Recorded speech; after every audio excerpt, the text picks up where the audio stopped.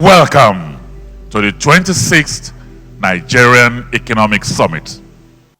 This summit, which is themed Building Partnerships for Resilience, is about prompting strategic partnerships between our national and sub-national governments, the private sector, civil society, and our youth to accelerate our economic growth and development.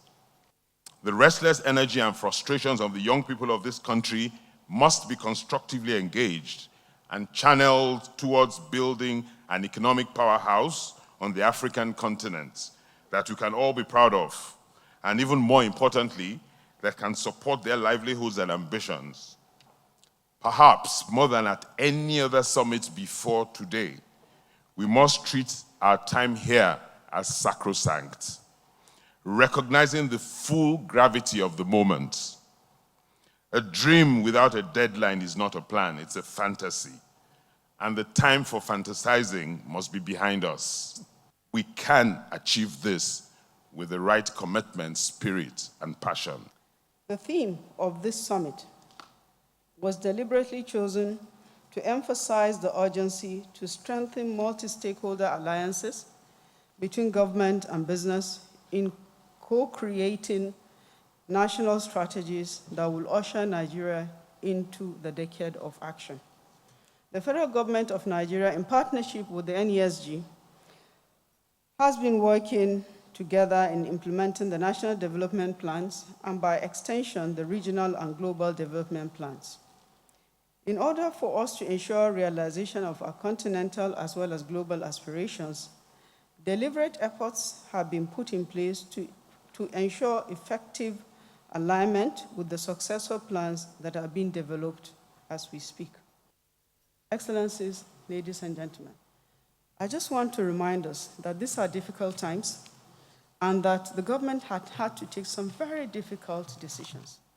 There are some reforms that have been taken that could not be taken for years.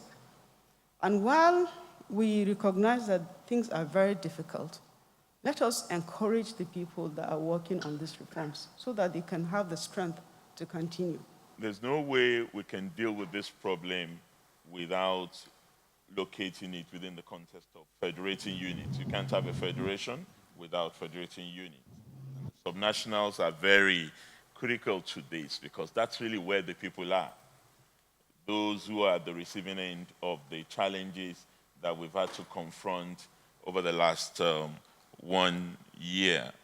We're clear about the need for collaboration between ourselves, the federal authority, and the private sector. So we need to address the framework of governance in terms of what works best for our country that would enable business to thrive and enable states to be more efficient. And what goes where? That's first level. But given where we're at now, I think we've all agreed there should be greater collaboration, and that collaboration should be driven by one primary issue, which is getting more of our people out of poverty. Everything that we can do to direct our resources into reducing poverty and creating jobs should be the priority. Governors and at subnational level require to work along with members of the legislative arm of government. First, to get the right framework, legal frameworks that you require to engender good governance, and also to providing for businesses enabling environment, which is key and very important for the growth of any economy of any nation. So what we require at all levels is collaboration, understanding, and I believe that as we progress as a country, we must listen to the people. Since we have accepted to have a constitutional democracy in Nigeria, all of this calls for restructuring. All of this talks about how to kind of address some of these challenges that require legislation should be properly channeled through the constitutional amendment process of the National Assembly. It is the right time to do it. Okay. The atmosphere is right. There has been calls all over the country for restructuring. What kind of restructuring? Is it physical? Is it fiscal? Is it geographical? Is it about democracy? Is it about governance? Restructuring should be taken holistically. And this is the right time for the government to provide that enabling environment for it to happen. So it's a turning point.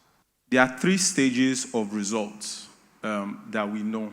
The first is the ideation part, where people talk, where people have the desires or whatever. And then there's the important part of implementation. But what's more important than implementation is sustainability.